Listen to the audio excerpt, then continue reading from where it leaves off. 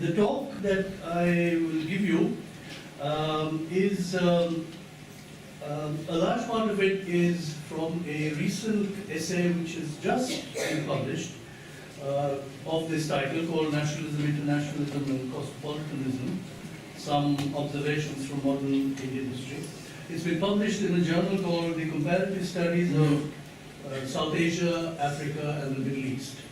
And there have been several responses to this article and a response from me to those interventions, which will be published in the next number. So what I'll do is I will give you the sort of main argument from my essay, and then follow up with just a couple of interesting observations which actually attempt something like comparative history, which is to say, taking my example from Indian history and trying to compare the same kinds of processes in the case of the Ottoman Empire and also West Africa. So I will do that at the end of my talk. So let me start.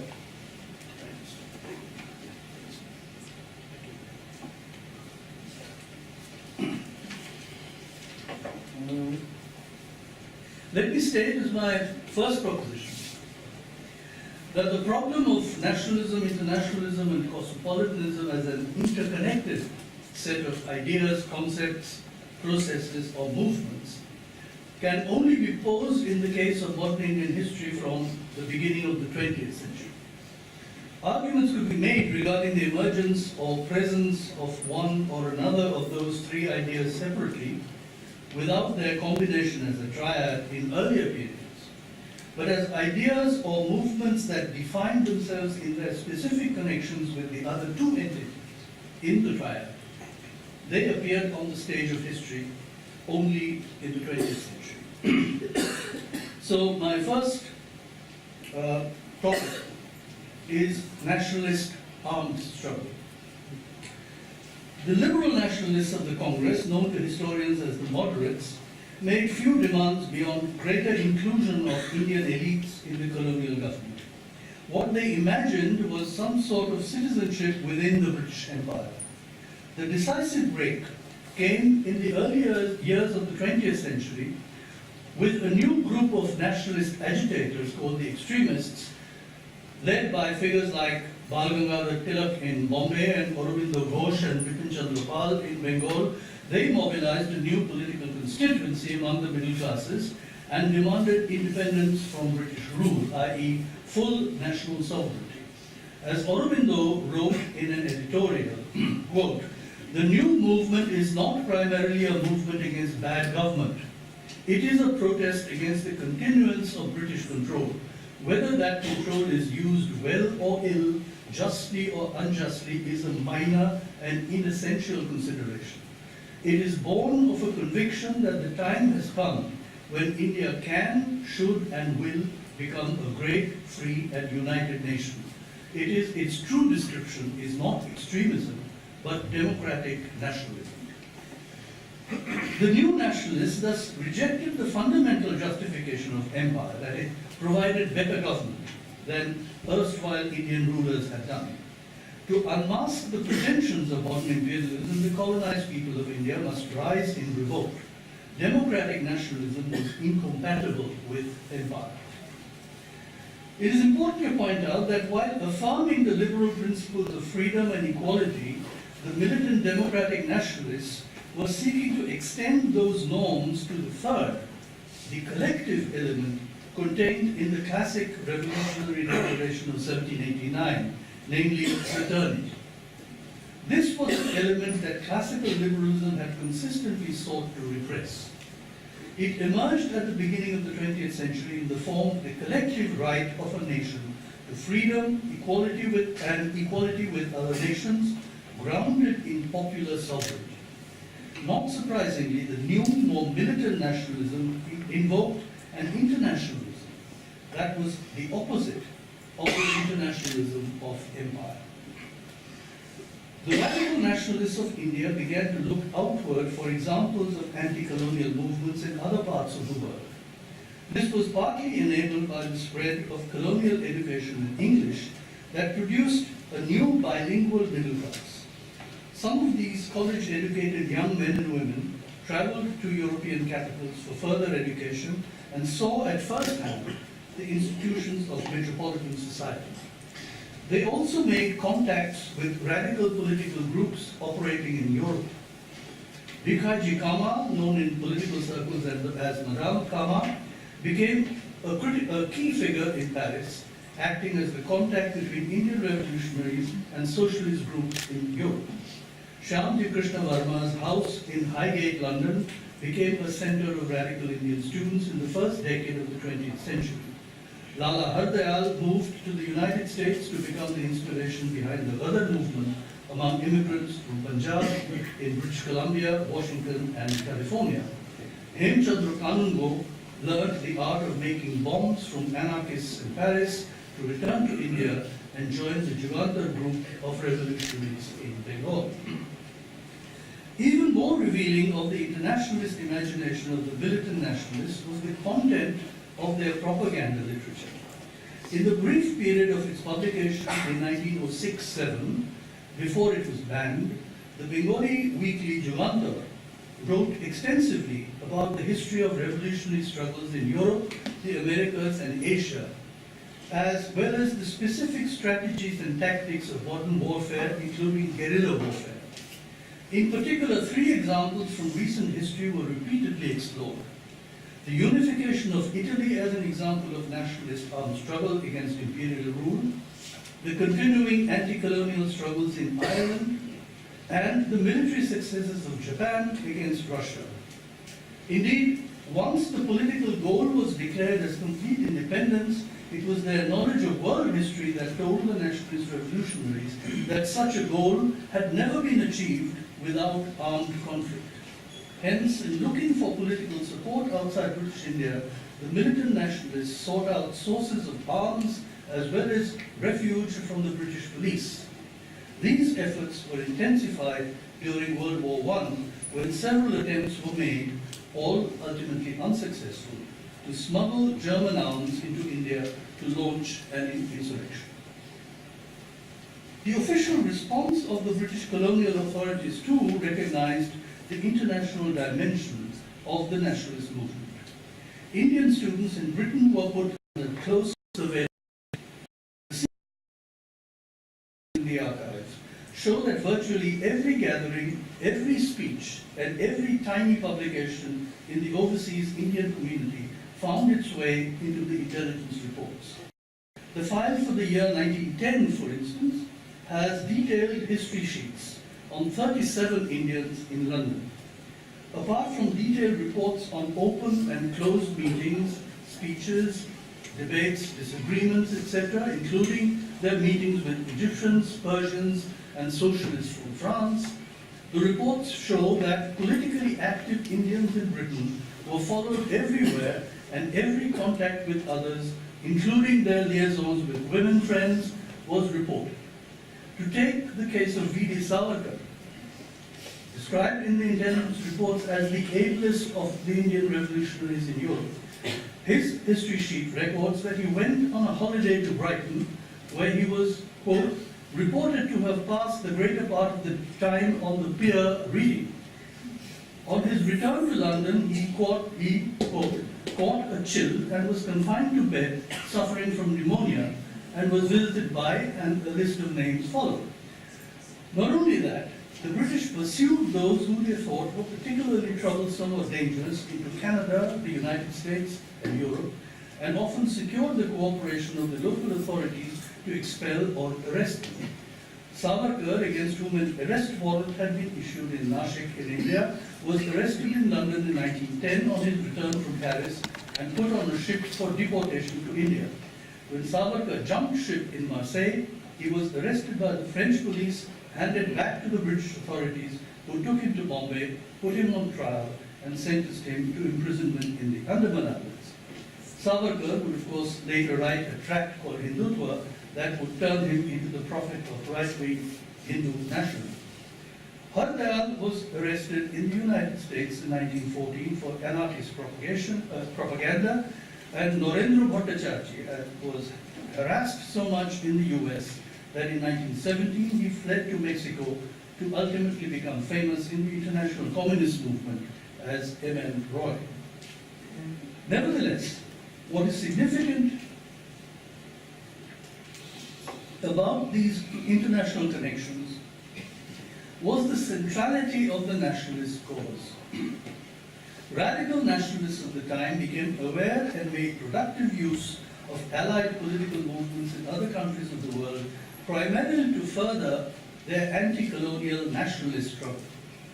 M.N. Roy had come to the United States in 1916, he said later, quote, as an emissary of revolutionary nationalism actually in alliance with Germany in the fight against British imperialism, walking in the footsteps of the future Netaji, that is Subhash Chandra Bose, nearly a quarter of a century ahead of time, I was on the way to Germany. When Roy met Har Dayal in Berlin in 1920, the latter had become an anarchist, quote, but anti-British nationalism was still his dominant passion. This is what Roy wrote. Needless to say, when Subhash Bose escaped from house arrest in 1941 to land up in Berlin, and on being rebuffed by Hitler, went to Singapore to raise an Indian national army with Japanese military assistance, he was being an internationalist with national liberation as his ultimate goal. The guiding influence of anti-colonial nationalism at this time is made clear by a powerful movement in India that was initially driven by the religious solidarity of pan-Islamic community, but was subsequently incorporated into a new movement of mass anti-colonial nationalism. The Khilafat movement began in 1919 as a protest against British attempts to dismember the Ottoman Empire and devalue the position of the Sultan as the religious head of Sunni Islam. Inspired by religious leaders, a group of some 18,000 Muhajirs left India, a country ruled by the enemies of Islam, to join the forces defending the Caliphate. But the broader movement in India, led by political leaders such as Muhammad Ali, Shaukat Ali, and Abul Kalam Azad, while protesting the partitioning of Ottoman territories by the British, turned itself into an anti-colonial nationalist movement by aligning with Gandhi's non-cooperation movement in 1920. The Muhajir ultimately ended up in camps in Tashkent, which had just come under the control of the Red Army, and subsequently returned to India, a few in fact becoming the early leaders of the Communist Party of India.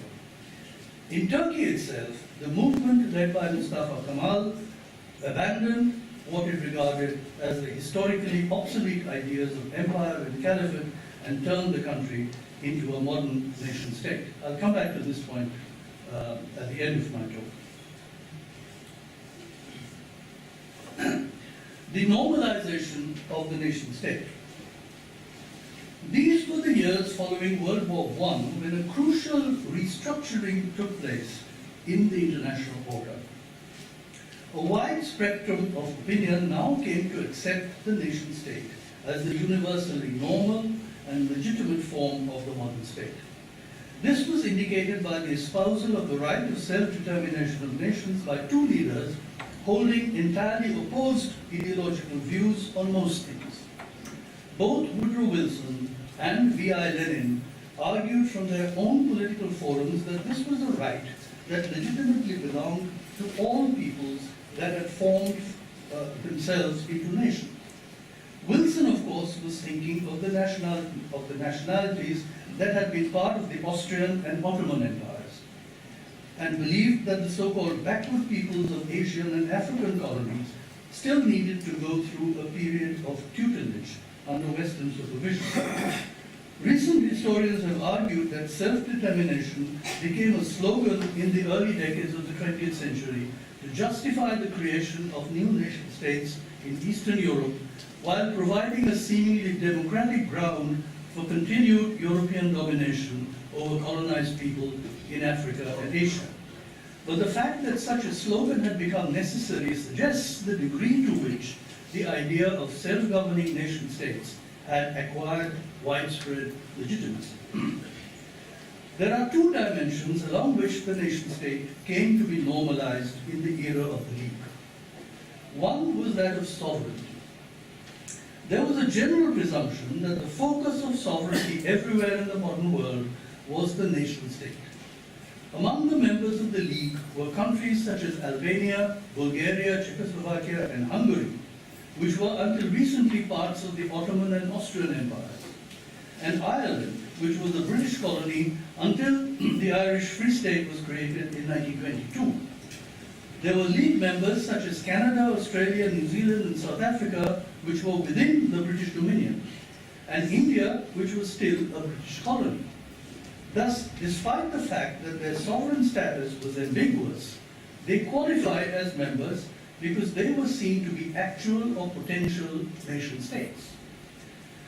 Most interesting was the status of the so-called mandated territories.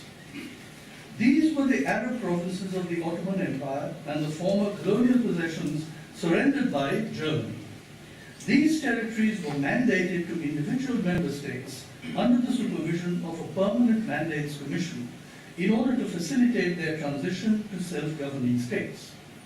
Article 22 of the League Covenant noted that these territories were, quote, inhabited by peoples not yet able to stand by themselves under the strenuous conditions of the modern world, and declared that, quote, the tutelage of such peoples should be entrusted to advanced nations who, by reason of their resources, their experience, or their geographical position, can best undertake this responsibility as mandatories on behalf of the League. It was the old liberal colonial project, now brought under the management of an international organization, and hence subjected to a single juridical order that classified different types of mandates according to degrees of social development. Who had sovereignty over the mandated territories? Not the mandatory powers, because they were only given the task of administering the territories. Rather, sovereignty was, as it were, held in abeyance until such time that the people of the territory acquired the capability to govern themselves. Until then, sovereignty remained latent in the potential nation-state.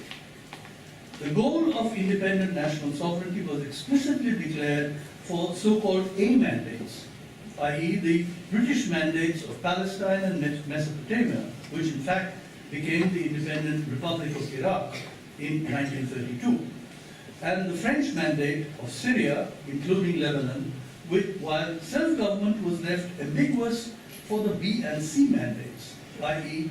the former German colonies of Africa and the Pacific, because the mandatory powers, namely South Africa, Australia, and New Zealand, which wanted to annex those territories, refused to accept ultimate independence as the objective of their mandates. The recognition by the League of Nations of national sovereignty as the goal of what was in effect colonial trusteeship was a major step in the global normalization of the nation-state. What the mandatory powers were asked to do was nothing less than create the conditions of sovereignty that would turn the mandated territories into normal nation-states.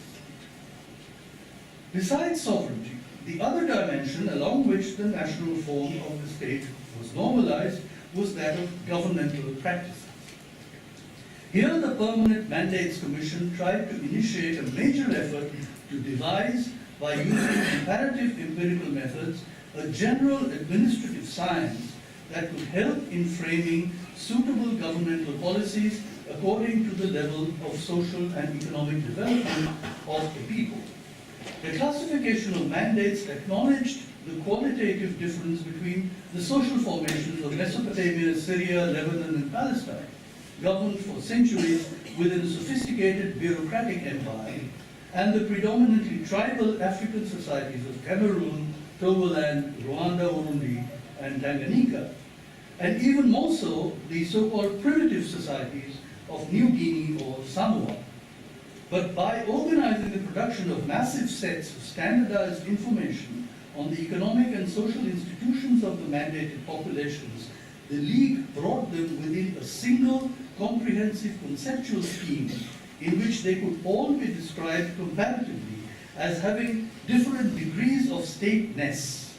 Indeed, the production and classification of information and the devising of manuals of administration for the mandated territories suggests the image of a great Benthamite legislative factory, devising the best possible laws for the peoples of the world, according to the particular abilities and needs of each, but all tending towards the same universally desirable norm. The standardization of governmental procedures across the world was also greatly accelerated in the League era by the new international organizations it created, namely the International Labour Organization, the Health Organization, and the Commission for Refugees. With varying degrees of effectiveness, these bodies tried to put in place governmental technologies of caring for the basic needs of safety, health, and habitation of populations in all member countries, and making it the normal responsibility of modern states. By doing this, it inaugurated a major process of international supervision of standard governmental practices across the world, something that would become a feature of biopolitical practices in the late 20th century. In addition, by creating the Permanent Court of International Justice, the League also introduced the first institutional step in erecting a judicial framework for the legal monitoring of the activities of sovereign nation states. Much has been said of the ineffectiveness and indeed the failure of most of these efforts of the League of Nations.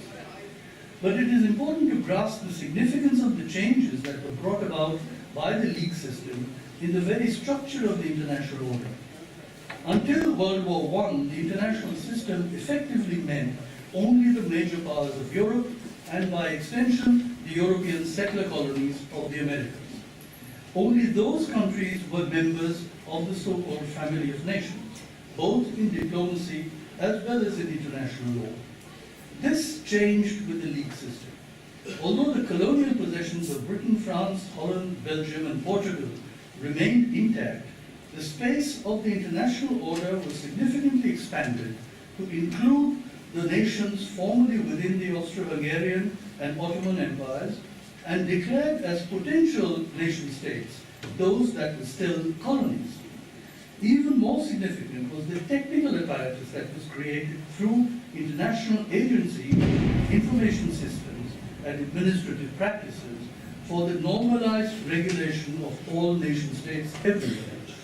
As Susan Peterson has shown in her magisterial study of the mandate system, many of the consequences of these institutional innovations were not what their architects had intended, because they were far more interested in the continuation of imperial control. But the very internationalization of the imperial project undermined its legitimacy. Further, despite the shortcomings in realizing their goals, the normative strength of the technical practices introduced by the League was shown by the fact that most of them were taken up once more after World War II under the rubric of the United Nations. This time, the formal end of colonial rule and the actual universalization of the nation-state form were near at hand. The anti-imperial struggles had by then scored major victories in many parts of the colonial world. A new world order grounded on the universal principle of non-interference in national sovereignty was about to be founded. Communist International. In the meantime, alongside the internationalism of the League, a parallel process was underway to create an international organization of revolutionary movements around the world. Following the Bolshevik Revolution, the Communist International was founded in 1919 to usher in a new internationalism guided by an imagination quite different from the liberal gradualism of Woodrow Wilson.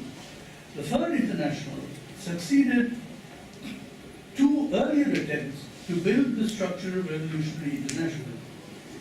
But the International Working Men's Association, which lasted from 1864 to 76, and included such leading revolutionary figures of the time as Karl Marx and Mikhail Bakunin, was entirely European in its composition, with only an occasional delegate from the United States. The Socialist International, 1889 to 1916, too, was predominantly European, with only a small representation from the United States, Argentina, and Uruguay. With the Communist International, however, a distinctly new feature was added to revolutionary internationalism. This was the debate over what was called the national and colonial question. It is well known that for several years before the October Revolution, Lenin had tried to bring to the attention of European and Russian revolutionaries the importance of the colonial question in the East in relation to the prospects of revolution in the West. These ideas were brought together in his draft thesis on the national and colonial question presented to the Second Congress of the Comintern in 1920. Lenin made three central arguments.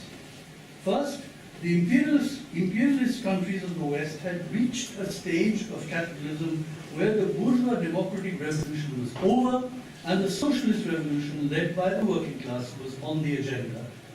In the colonies and semi-colonies of the East, however, capitalism was underdeveloped and the bourgeois democratic revolution was still awaited. Hence, Lenin argued that the political duty of the parties of the working class in European countries was to fight against the nationalism preached by their bourgeois governments. Lenin in 1920 made the following remark, quote, "When an English workers' delegation visited me and I told them that every decent English worker should desire the defeat of the English government, they understood nothing. They made faces that even the best photographs could not capture. They simply could not get into their heads the truth that in the interest of the world revolution, workers must wish the defeat of their government." But Lenin's second argument was in relation to the oppressed countries of the East. He said that when the bourgeoisie of the oppressed nations fight against their oppressors, the workers must support it. But when the bourgeoisie stands only for its own bourgeois nationalism, the workers must stand against it. Third, he made a more specific but significant observation in relation to China that could be extended to other agrarian countries of Asia. Lenin argued for a revolutionary democracy in colonial and semi-colonial countries where the peasantry, not the working class, will be the main revolutionary force, but which would avoid any narodnik utopia of self-subsistent petty producers. Lenin's thesis opened up the field for debate that had major implications for the understanding of internationalism in the 20th century. The Second Congress of the Communist International in 1920 is largely remembered for the debate on the colonial question between Lenin and M.N. Roy. Roy differed with Lenin on two central issues. Roy believed that because of a change in British policy after World War I, industrialization was proceeding rapidly in India and the proletariat was fast expanding. Hence, the Communist Party, instead of supporting the bourgeoisie, should build independent political organizations of the working class. Second, Roy took Lenin's argument about the responsibility of the European working class to fight the imperialism of their own ruling classes one step further to claim that the revolution in the West depended on the revolution in the colonies. He said quite dramatically, quote, "The destiny of world communism depends upon the victory of communism in the East." As it happened, the sharp differences between Lenin and Roy were toned down, and at Lenin's insistence, Roy's modified draft was also accepted by the Congress as supplementary thesis on the national and colonial question. But the debates continued in the Comintern for several years. Roy added a further nuance to his argument by suggesting that the Second Congress had erred in lumping together all colonies and semi-colonies and prescribing the same revolutionary strategy for all of them. In his thesis on the Eastern question at the Fourth Congress in 1922, he argued that there had occurred a differentiation among the colonies, and not all were at the same stage of social development. He distinguished between three groups. First, those such as China, India, Egypt, and Turkey that were nearing a highly developed capitalism, and hence had both a class-conscious bourgeoisie as well as a class-conscious proletariat. Second, countries where feudalism was dominant and capitalism was weak. And third, countries where primitive conditions still prevailed. He argued that different revolutionary strategies had to be adopted for each of these groups of colonies and semi-colonies. This argument continued to be influential in the Comintern for the next few years. It is interesting that just as the League of Nations, while accepting the normative standard of sovereignty residing in the people nation, made gradations between colonies in terms of the levels of social development in deciding the strategy of granting self-government, so did the Communist International make the same gradations in deciding the strategy of revolutionary change. We need not spend more time here detailing the twists and turns in the communist position on the national and colonial question. To cut a long story short, we could say that from 1926, the debates within the Comintern became deeply entangled in the power struggles within the Soviet Union, first between Stalin and Trotsky, and then between Stalin and Bukharin. In 1927, nationalist leaders such as Jawaharlal Nehru participated in the League Against Imperialism, largely sponsored by the Comintern. By 1930, however, the Comintern as an organization was reduced primarily to an arm of Soviet foreign policy. But on the basis of studies by scholars working on the recently opened Comintern archives, we can make the following observations relevant to our present discussion. First, by distinguishing between oppressor and oppressed nations, Lenin inaugurated the distinction between two different domains of internationalism. There was, on the one hand, the internationalism of the working classes of the advanced capitalist countries of the West, for whom the principal position was to oppose imperialism as well as the nationalism of their bourgeois ruling classes. On the other, there was the internationalism in relation to colonial and semi-colonial countries, in which the working classes must support the anti-imperial struggles of the colonial bourgeoisie, while standing for a revolutionary democracy in which the colonized peasantry will play the leading role. Three different revolutionary strategies emerged out of these debates. First, there was the right-wing position which regarded anti-colonial struggles as a homogeneous concept with bourgeois nationalism as its defining characteristic. It advocated the establishment of links between the Comintern and nationalist struggles in the colonies. Second, there was the left-wing line arguing for an offensive strategy by which the Comintern would actively encourage, train, and sponsor revolutionary groups in the colonies, giving them material and financial support and assist them in seizing the leadership of the anti-colonial struggle from the colonial bourgeoisie.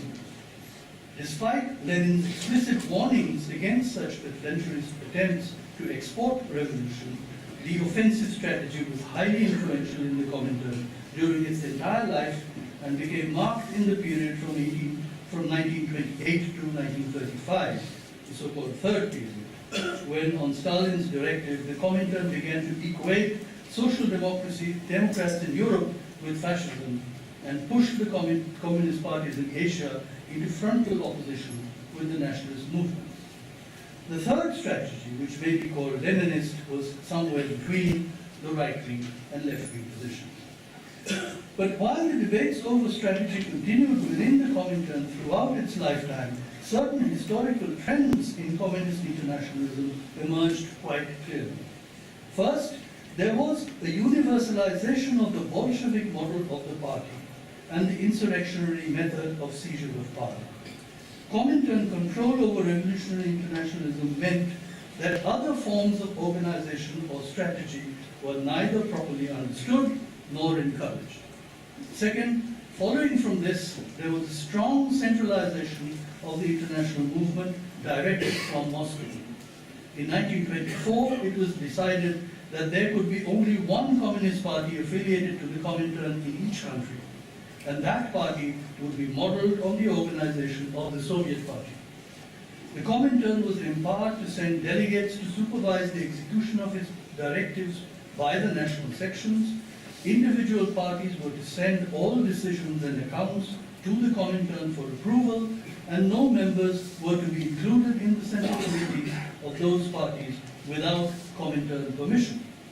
Third, even though the importance of the revolution in the colonies came to be recognized and the Eastern Department of the Comintern was substantially strengthened after 1922, a curious division of labor emerged in which the revolutionary movements in countries like China, Iran, Turkey, etc., that were in the immediate vicinity of the Soviet Union were supervised directly from Moscow, while India was put under the charge of the Communist Party of Great Britain, and the colonies of West Africa and Southeast Asia became the business of the French Communist Party.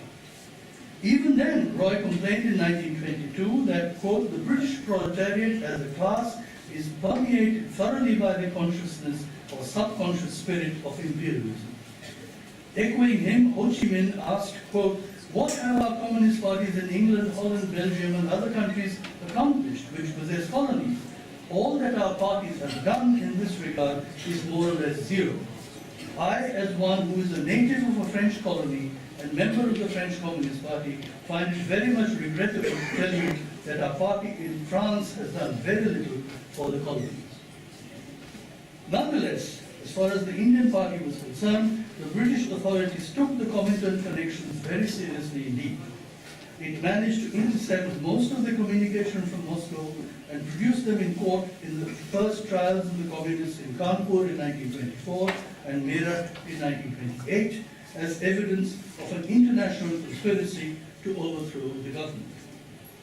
The conclusion then is inescapable that communist internationalism, while opening up an entirely new dimension through its consideration of the colonial question as a distinct domain different from the internationalism among Western countries, ended up as dominated by the foreign policy interests of the Soviet Union. This became even more marked in the era of the Cold War.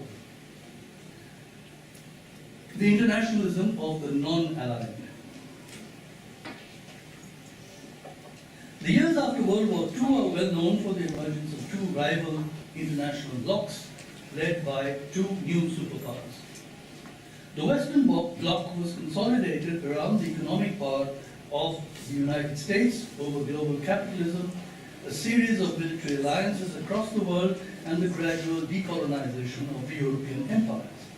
The Eastern Bloc was dominated by the Soviet Union, bolstered by the revolution in China, and establishment of a communist regime in North Korea. Continuing the tradition of communist internationalism, the Soviet Union supported, both militarily and diplomatically, the struggles of national liberation in Asia and Africa. This was countered both militarily and diplomatically by the Western alliance. But within this polarized world, a new space of internationalism was created by the so-called non-aligned movement. The point of origin here is usually seen to be the Bandung Conference of 29 Afro-Asian nations in 1955, attended by such leading lights of the post-colonial world as Zhou Enlai, Jawaharlal Nehru, Gamal Abdel Nasser, Ahmed Sukarno, and U Nu. As newly independent nations, the participants held national sovereignty to be of supreme importance in ensuring their rights in the global community of nations. Several countries had launched programs of independent economic development. The Bandung Conference also included delegates from countries such as Turkey, the Philippines, and Pakistan, who had just concluded defense pacts with the United States. Nevertheless, the conference affirmed the 5 principles of promotion of world peace, namely mutual respect of all nations for sovereignty and territorial integrity, non-aggression, non-interference in internal affairs, equality and mutual benefit, and peaceful coexistence. Amplifying on these principles, the conference affirmed the right of each nation to defend itself singly or collectively, but warned that arrangements for collective defense must not be used to serve the particular interests of the big powers. On the political side, the main discussion at the conference was on the subject of human rights. It is particularly interesting to reread these discussions today because they show how radically the context as well as the framework of debate on the subject of human rights has changed. In 1955 at Bandung, no one had any doubt about the principal problem of human rights in the world.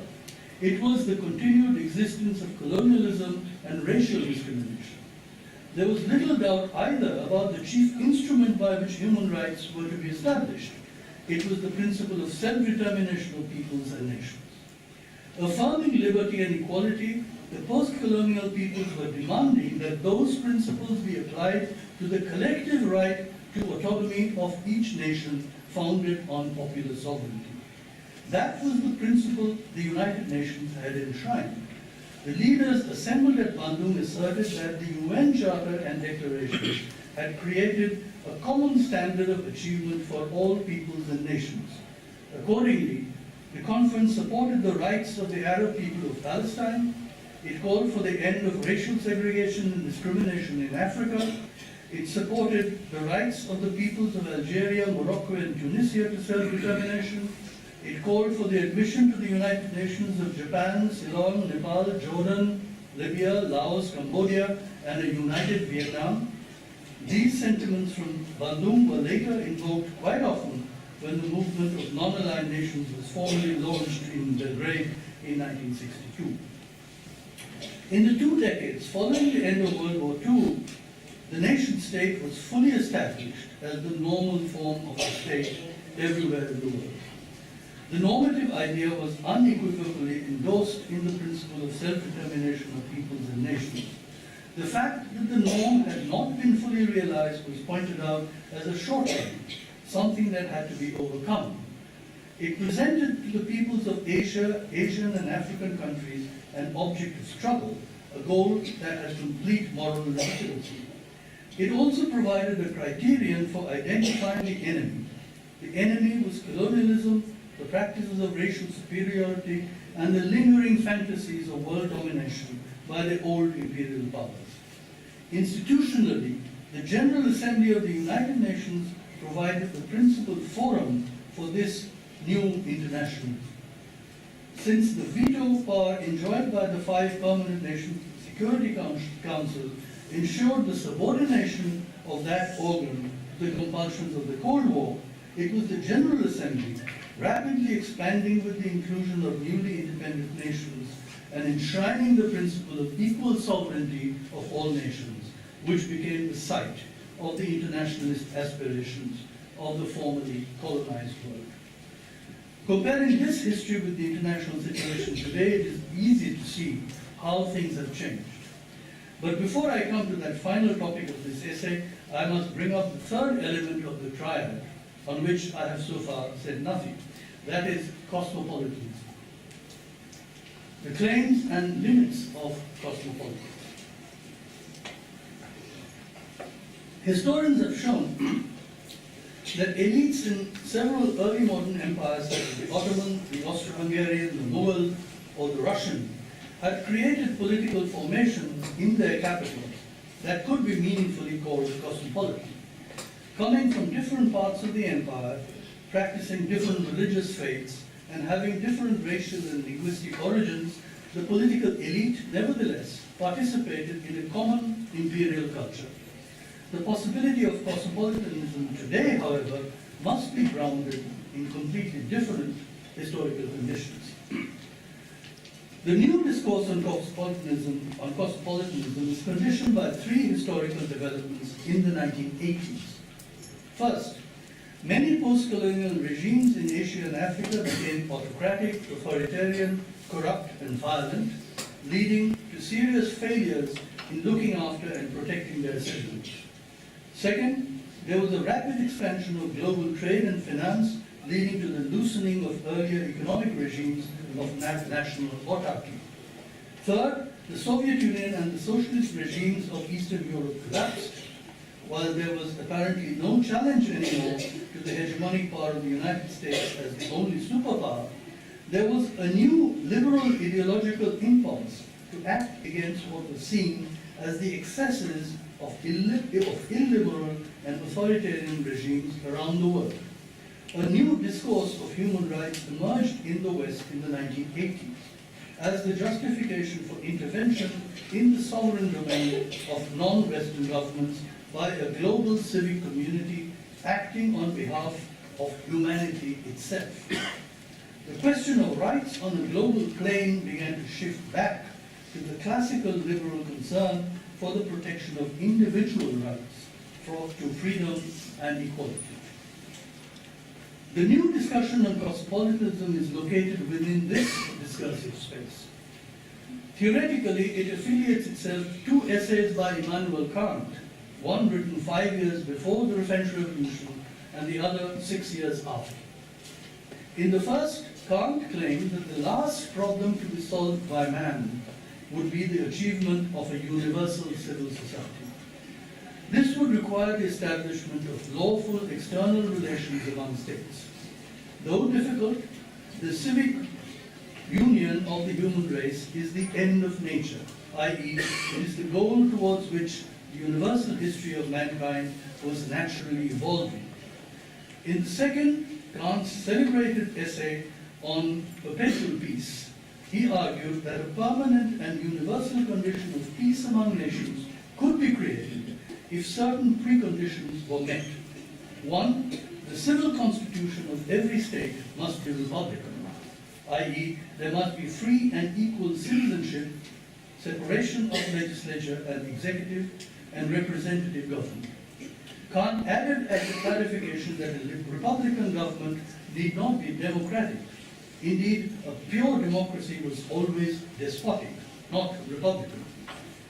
2, there must be a federation of free states, i.e. a league of nations, not a universal republic of all nations. 3, cosmopolitan citizenship would only mean a right to universal hospitality. That is to say, a foreigner must have the right not to be treated as an enemy. Several things need to be pointed out before we can judge the relevance of Kant's essays for our current discussion on cosmopolitanism. First, not surprisingly for his time, Kant's understanding of the family of nations was wholly Eurocentric. But his distinctive contribution was the argument that the unfolding of actual historical events revealed the natural progression of European forms of republican government and law of nations to ultimately encompass all of humanity. Kant admitted that European conquest by war of overseas territories were unjust. But the Federation of Nations must accept the historical result of those imperial conquests as naturally given and not attempt to resist or undo them. Second, Kant's vision of a League of Republican Nations came before the age of popular nationalism in 19th century Europe, or anti-colonial nationalism in the 20th. While it was anti-despotic and anti-absolutist in spirit, it did not envisage the universalization of the nation-state form through the universal acceptance of the norm of popular sovereignty. In other words, it could not admit the collective right of self-determination of nations based on popular consent. Third, Kant's scheme for a federation of republican nations cannot accommodate an internationalism that is based on a critique of the historically produced distinction between oppressor and oppressed nations, nor can it admit the undoing of European forms of government and law imposed on other countries. Since I have confined this discussion to examples from modern India, I will illustrate the difficulty in holding up Kant's articles for perpetual peace as the universal ground for a global federation of all nations by bringing up an Indian critique of nationalism that also appealed to universal humanity. Writing mostly in the early 20th century, Rabindranath Tagore, poet, novelist, dramatist, essayist, composer, and painter, was a towering figure in modern India's intellectual and cultural life. His was perhaps the single most influential contribution to the modern national literary and artistic culture of Bengal. However, despite his own massive contribution to the construction of the modern national culture of his country, Tagore was a consistent critic of nationalism. In particular, he refused to accept that the modern nation-state form developed in Europe should be universalized, arguing that it was a product of the particular history of European countries. He insisted that the nation-state was utterly foreign and inimical to the cultural traditions of the East, where the laws of the state had limited jurisdiction and was subordinated to the rules of right conduct prescribed by community practices. Not only that, by comparing the historical record of the two civilizations, he concluded that Eastern practices were far better suited for different peoples to live together harmoniously than the European practices of state-made law and diplomacy. Yet, Tagore was no traditionalist, for he argued passionately for removing the retrograde practices of one's own culture and opening oneself to the rest of the world to imbibe what was best in the practices of others. His ideal was, quote, neither the colorless vagueness of cosmopolitanism nor the fierce self-idolatry of nation worship, but social unity through recognition of the mutual differences of communities. Not surprisingly, he was pained by the aggressive nationalism of Japan and the increasingly regimented organizational forms of the national movement in India. Unable to find a suitable political form for his non-national ideal, he appealed to an aesthetic universalism, the right to a world citizenship of cultural exchange unrestricted by national boundaries. I can now bring my discussion to a close by drawing what I think are the lessons of modern Indian history for a judgment on the triad consisting of nationalism, internationalism, and cosmopolitanism. Let me reiterate that I wish to draw these lessons from out of the historically entangled relations between those three concepts and not for some abstract or transcendental principle. Hence, my observations are as follows. First, neither internationalism nor cosmopolitanism can today simply push aside the historical legacy of popular nationalism and the international struggle to fight against the division of the world between oppressor and oppressed nations. Even though the old forms of imperialism and colonialism may no longer exist, there are new forms of imperial power that remain the object of theoretical critique and political resistance today. Second, there is one form of international politics and also cosmopolitan imagining that is simply a renewal of the old liberal imperialism of intervening against bad governments and illiberal cultures in other parts of the world. Modern Indian history is strongly marked by the critique of liberal imperialism. Third, perhaps in recognition of the pitfalls of liberal imperialism, there has been an attempt to focus the cosmopolitan imagination on the ethical, cultural, and aesthetic domains. The philosophical ruminations of Emmanuel Levinas or Jacques Derrida on the question of hospitality, or of Anthony Appiah on living in a world of strangers, are significant examples. There is even a certain anti-political impulse here, reflecting a disillusionment with the capacity of strategy and diplomacy to bring about through laws and treaties a condition of peace in a world of political antagonism and violence. Kant's faith in political prudence as an adequate mechanism to produce an institutional condition of lasting peace does not seem to be shared by many philosophers today. I see this as akin to Tagore's turning his back on the world of political strategy to claim for himself a citizenship of the world of unrestricted aesthetic borrowing and enjoyment.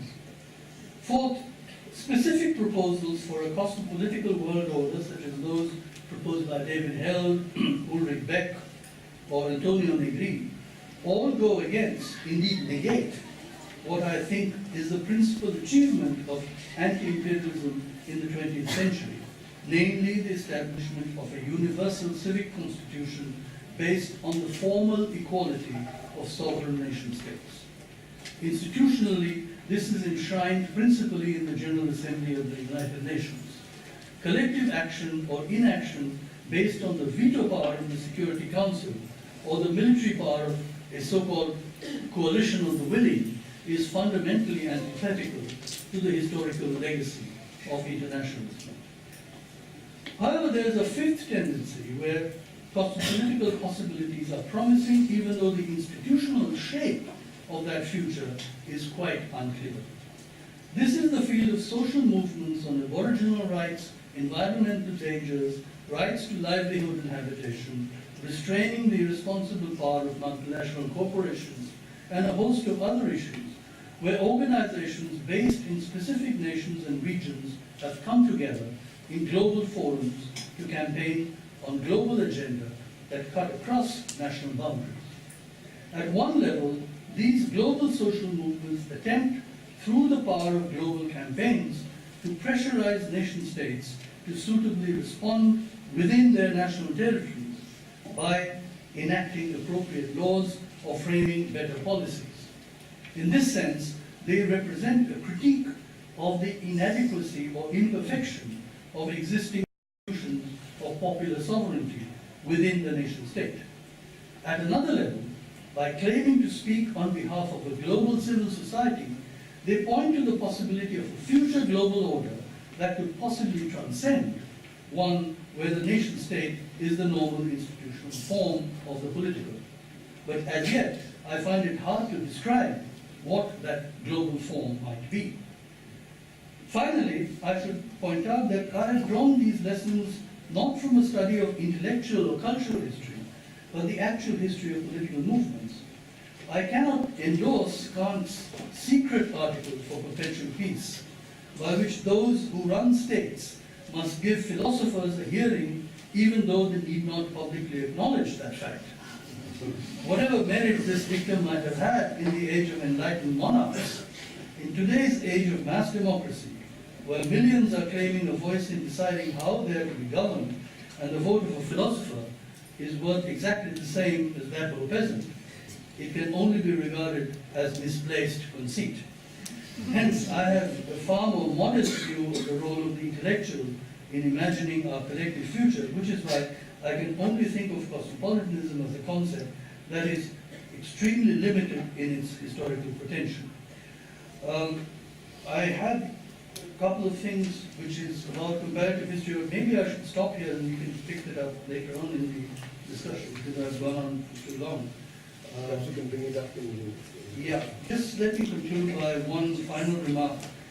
I cannot but remark how quickly the context of this discussion has changed, even if we have engaged in it only a few months ago. The assumption seems straightforward that nationalism, internationalism, and cosmopolitanism comprised a temporal sequence that represented a certain hegemonic normative idea. One had to engage in the critique of each or all of those conceptual terms against the background of that normative sequence. Suddenly we now have a powerful wind of change blowing across Europe and North America and threatening to sweep the rest of the world along with it. That is not only turning cosmopolitanism into an object of laughter and derision, but also questioning the relevance and utility of long-standing international institutions. The nation state, and that too with the exclusion of recent migrants, is becoming the exclusive object of political life. Does this reversal signify the rise of an anti-liberal counter-hegemony? Would this affect the way we pose the very question of the history of those three terms? It is too soon to tell, but it only underscores the ineluctable contingency of any history of the present. So thank you very much.